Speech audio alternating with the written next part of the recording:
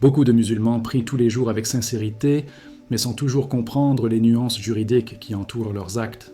Et c'est là que commencent les confusions, surtout entre deux notions clés de l'islamique philosophie, le makruh et le haram. À première vue, les deux semblent proches, presque interchangeables. Pourtant, dans les hidden truths de la jurisprudence islamique, la différence entre les deux change complètement la manière dont le croyant vit sa relation avec Allah subhanahu wa ta'ala. Comprendre cette distinction, ce n'est pas devenir rigide, c'est devenir conscient. Et la conscience est toujours le début d'un véritable spiritual awakening. Le haram est clair, tranchant, sans ambiguïté. C'est ce qu'Allah subhanahu wa ta'ala a interdit explicitement. Le faire entraîne un péché, et l'éviter par obéissance devient une adoration en soi. Le makruh, en revanche, est plus subtil. Le faire n'est pas compté comme un péché, mais l'éviter volontairement, par respect et par amour pour Allah, apporte une récompense. Voilà une sagesse souvent ignorée. L'islam ne fonctionne pas uniquement sur le péché et la punition, mais aussi sur les degrés de proximité avec Allah. Et c'est précisément dans ces zones intermédiaires que se cachent beaucoup de Quranic mysteries liées à la purification du cœur. Dans la vie quotidienne, cette distinction change tout. Imagine une personne qui cherche seulement à ne pas pécher. Elle reste au minimum, mais celle qui cherche à éviter même ce qui est makruh élève sa prière, son comportement, son état intérieur. Elle comprend que chaque geste, même petit, peut soit alourdir le cœur, soit l'affiner. Dans l'Occult Knowledge in Islam, on enseigne que la qualité de la prière ne dépend pas seulement des piliers visibles, mais aussi de l'état intérieur, de l'humilité et du respect des règles subtiles que beaucoup négligent. C'est exactement pour cela que ces notions reviennent souvent dans les discussions liées à la prière. La prière n'est pas un simple mouvement mécanique, c'est un rendez-vous sacré. Et dans un rendez-vous important, on ne fait pas juste le minimum, on fait attention. On se tient correctement. On ne se comporte pas avec négligence. Cette logique profondément enracinée dans l'islamique mysticisme nous enseigne que même ce qui est makruh mérite réflexion, surtout lorsqu'il s'agit de se tenir devant Allah subhanahu wa ta'ala. En comprenant cela, le croyant commence à voir la prière autrement. Elle n'est plus seulement valide ou invalide, permise ou interdite, elle devient un espace de raffinement, de discipline intérieure et de respect silencieux. Et cette prise de conscience ouvre naturellement la porte à la question suivante. Comment les savants déterminent-ils qu'une chose est haram ou simplement makruh ? C'est là que les principes fondamentaux de l'usul entrent en jeu. Et c'est précisément ce que nous allons explorer maintenant. Dans les sciences islamiques, il existe une règle de base que beaucoup de musulmans pratiquants ignorent, et pourtant, elle structure toute la jurisprudence. Cette règle dit, en substance, lorsqu'un texte authentique contient une interdiction claire, le jugement de base est le haram. Ce principe n'a rien de dur ou d'excessif, il est simplement logique. Quand Allah subhanahu wa ta'ala ou le prophète Muhammad sallallahu alayhi wa sallam disent « ne faites pas », l'ordre est pris au sérieux. C'est seulement après, avec des preuves solides, que les savants examinent si ce jugement peut être allégé. Cette hiérarchie est l'un des hidden truths les plus importants de l'islamique philosophie. Pourquoi cette rigueur ? Parce que l'islam ne repose pas sur des impressions ou des ressentis personnels, il repose sur la révélation. Sans ce principe, chacun pourrait transformer les interdictions selon son confort émotionnel. Or, l'histoire montre que, lorsque la religion est guidée par les sentiments plutôt que par les textes, elle se dilue. C'est exactement pour cela que les savants ont posé des fondations méthodologiques très strictes. Dans les Quranic Mysteries de la législation islamique, la protection de la prière, de l'adoration et de l'éthique passe toujours par cette discipline intellectuelle. Un exemple simple aide à comprendre. Lorsqu'un hadith authentique utilise une formulation d'interdiction directe, sans nuance apparente, le croyant ne se demande pas immédiatement « est-ce grave ou pas ?» Il se dit plutôt « Allah subhanahu wa ta'ala sait mieux que moi ». Cette attitude intérieure est déjà une forme de spiritual awakening. Elle montre que la soumission n'est pas aveugle, mais confiante. Et c'est cette confiance qui permet ensuite aux savants d'analyser calmement les textes, à la lumière d'autres preuves, sans jamais affaiblir la parole prophétique. Ce principe protège aussi le croyant de deux extrêmes. D'un côté, le laxisme, tout rendre permis parce que ce n'est pas si grave. De l'autre, l'exagération, rendre haram ce qu'Allah n'a jamais interdit. L'équilibre se trouve dans la méthode, pas dans l'émotion. Et cette méthode fait partie de ce que l'on appelle parfois, dans un langage plus profond, l'occult knowledge in Islam. Non pas quelque chose de caché au sens mystique, mais réservé à ceux qui prennent le temps d'apprendre sérieusement. En comprenant ce fondement, une chose devient claire. Si une interdiction claire existe, elle ne peut pas être rétrogradée au rang de makruh sans preuve solide. Et c'est précisément là qu'un exemple célèbre de la sunna nous aide à voir comment cette règle fonctionne concrètement dans la pratique. Un exemple qui va éclairer toute la question suivante. Pour comprendre comment une interdiction peut être comprise avec nuance sans être affaiblie, un exemple très connu de la sunna apporte une clarté remarquable. Il s'agit de la question de boire debout. Des hadiths authentiques rapportent clairement que le prophète Muhammad sallallahu alayhi wa sallam a interdit de boire debout. À première lecture, selon le principe fondamental, cette interdiction indiquerait un jugement de haram. Et c'est exactement ainsi que les compagnons ont d'abord compris l'ordre, avec sérieux, sans le relativiser, sans chercher d'excuses. Voilà déjà une leçon profonde de spiritual awakening. Prendre la parole prophétique au sérieux avant de chercher des aménagements. Mais la sagesse de l'islamique philosophie ne s'arrête jamais à une seule preuve isolée. Les mêmes compagnons ont également rapporté un autre fait. Le prophète Muhammad sallallahu alayhi wa sallam a bu de l'eau de Zamzam en étant debout. Ce détail change tout. Il ne contredit pas l'interdiction, il l'explique. Et c'est ici que l'on voit la beauté des Quranic Mysteries dans la législation. L'interdiction n'était pas absolue, mais éducative.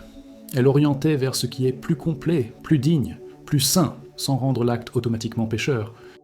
Les compagnons, avec leur intelligence et leur proximité avec la révélation, n'ont pas dit « l'interdiction ne compte plus ». Ils ont compris que boire assis est meilleur, plus conforme à l'étiquette, tandis que boire debout reste permis dans certaines circonstances. Le jugement a donc été allégé de haram à makruh, non pas par opinion personnelle, mais par une preuve claire venant de la pratique même du prophète sallallahu alayhi wa sallam. C'est exactement ainsi que fonctionne l'équilibre entre texte et compréhension, entre rigueur et miséricorde. Cet exemple révèle quelque chose de très important pour la vie spirituelle. L'islam ne cherche pas à piéger le croyant, mais à l'élever. Lorsqu'un acte est classé makruh, cela signifie souvent « tu peux faire mieux ». Et ce « mieux » n'est pas imposé par la peur, mais proposé par l'amour d'Allah subhanahu wa ta'ala. Dans l'Occult Knowledge in Islam, on enseigne que ces détails façonnent l'âme bien plus que de grandes actions occasionnelles. Avec cet exemple en tête, la logique devient claire. Pour réduire une interdiction au rang de makruh, il faut une preuve aussi forte que l'interdiction elle-même. Et maintenant que ce principe est posé, une question naturelle se pose. Qu'en est-il du fait de retrousser ses vêtements ou ses manches pendant la prière ? Le texte existe, la preuve est claire. Mais le jugement final demande une analyse précise.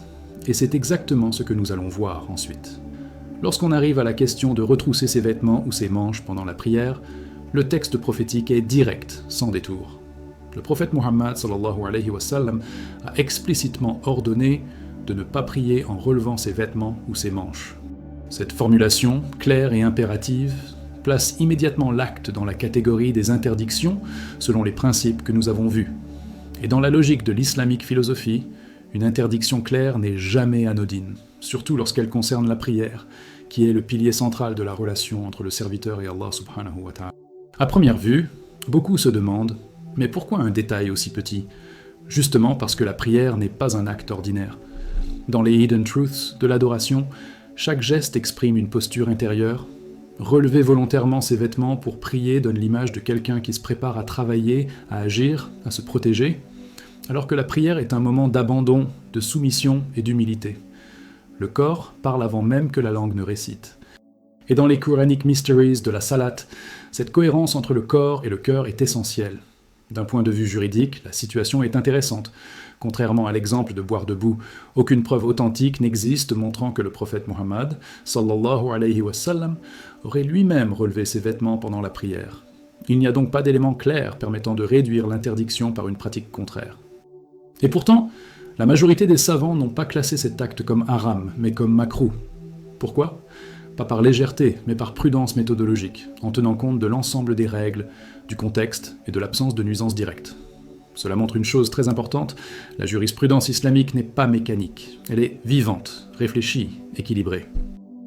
Dans l'Occult Knowledge in Islam, on apprend que certains actes sont déconseillés non pas parce qu'ils détruisent la prière, mais parce qu'ils en diminuent la qualité.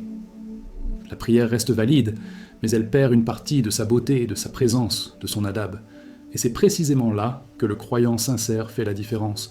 Non pas « est-ce que c'est valide ?», mais « est-ce que c'est digne ?» En comprenant cela, la question change de nature. Il ne s'agit plus de chercher la limite minimale pour être quitte, mais d'honorer la prière comme elle mérite de l'être. Et cette réflexion ouvre naturellement vers un autre point subtil. Si l'interdiction est claire, pourquoi les savants ont-ils quand même parlé de macro ? La réponse se trouve dans la manière dont certaines écoles ont affiné les catégories juridiques, et c'est exactement ce que nous allons aborder maintenant. Quand les savants ont abordé la question de retrousser les vêtements pendant la prière, ils ne l'ont pas fait à la légère.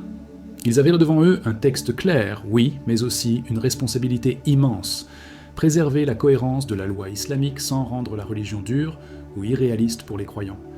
C'est là que l'islamique philosophie montre toute sa profondeur. La majorité des savants ont observé que, même si l'ordre prophétique est ferme, l'acte en lui-même ne détruit pas la prière, ne la rend pas invalide et ne contredit pas son essence fondamentale. Dans les hidden truths de la jurisprudence, il existe une distinction subtile entre ce qui corrompt l'adoration et ce qui en diminue la perfection. Relever ses vêtements n'annule pas la prière, mais cela enlève quelque chose à son adab, à son élégance spirituelle. C'est un peu comme parler trop vite dans une invocation. Les mots sont là, mais la présence est affaiblie.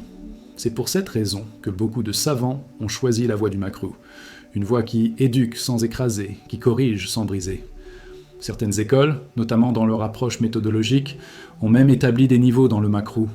Il y a ce qui est légèrement déconseillé et ce qui est fortement déconseillé, presque au seuil du haram.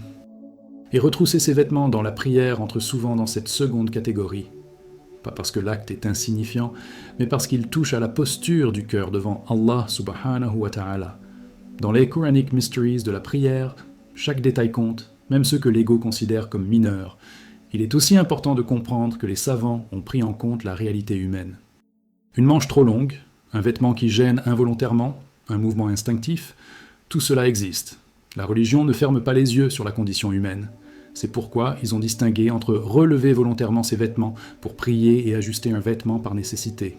Cette nuance protège le croyant sincère contre la culpabilité excessive, tout en maintenant un haut niveau d'exigence spirituelle. Et c'est ici que le message devient personnel.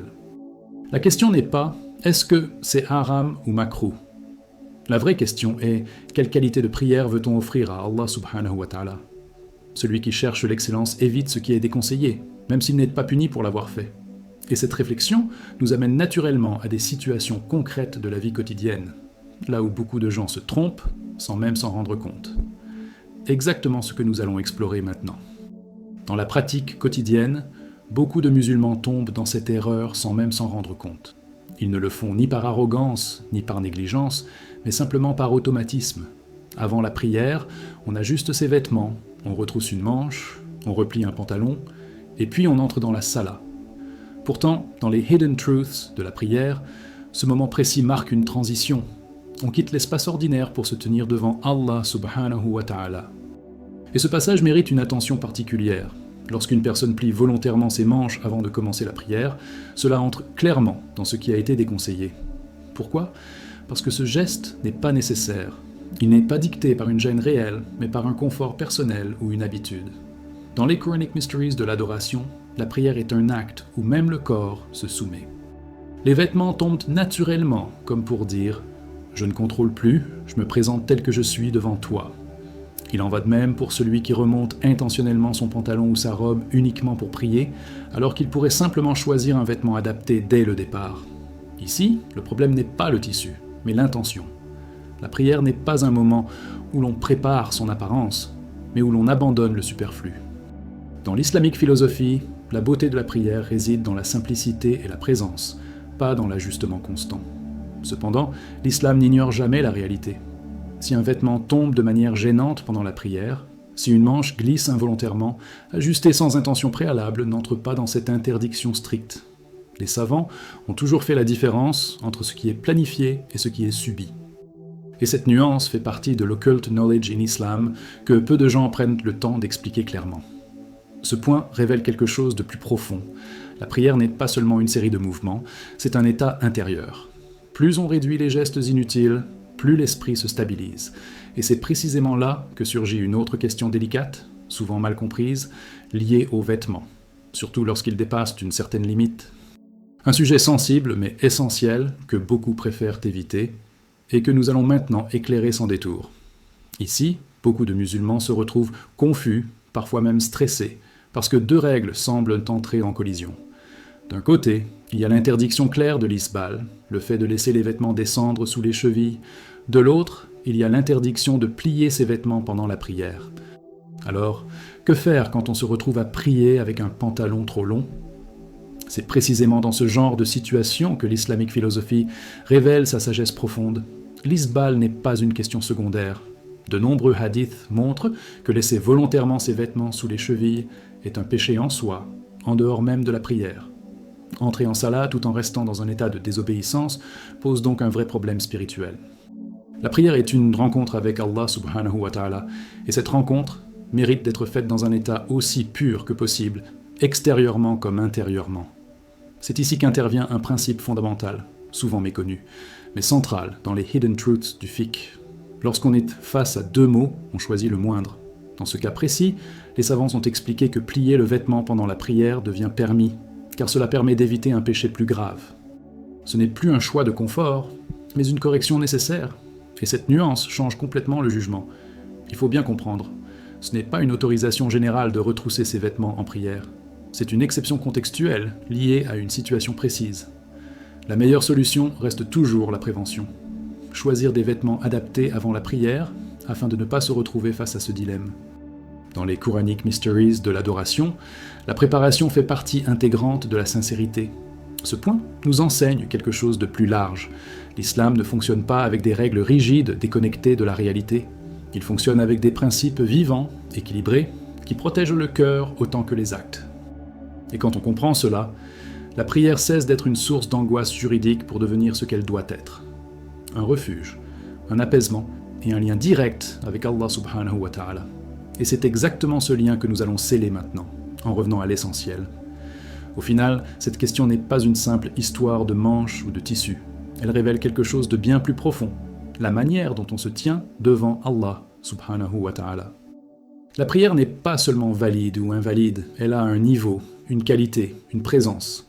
Éviter de plier ses vêtements, quand on le peut, fait partie de cette recherche d'excellence silencieuse que peu remarquent, mais qu'Allah voit. Dans les Hidden Truths de l'adoration, on apprend que ce qui est macro n'est pas léger, c'est une invitation à faire mieux. Et quand une exception existe, comme dans le cas des vêtements sous les chevilles, elle montre la miséricorde et l'équilibre de l'islamique philosophie, jamais rigide, jamais aveugle à la réalité humaine. Alors pose-toi cette question et écris-la en commentaire. Fais-tu ta prière pour qu'elle passe ou pour te tenir vraiment devant Allah ? Ton intention peut inspirer quelqu'un d'autre ici. Si ce contenu t'a apporté de la clarté, abonne-toi maintenant et active les notifications. Beaucoup regardent, mais seuls ceux qui s'engagent progressent réellement. Une autre vidéo essentielle va apparaître à l'écran juste après. Ne la manque pas, elle complète parfaitement ce que tu viens d'apprendre. Que ta prière devienne plus consciente chaque jour. Ici, les voies de la lumière.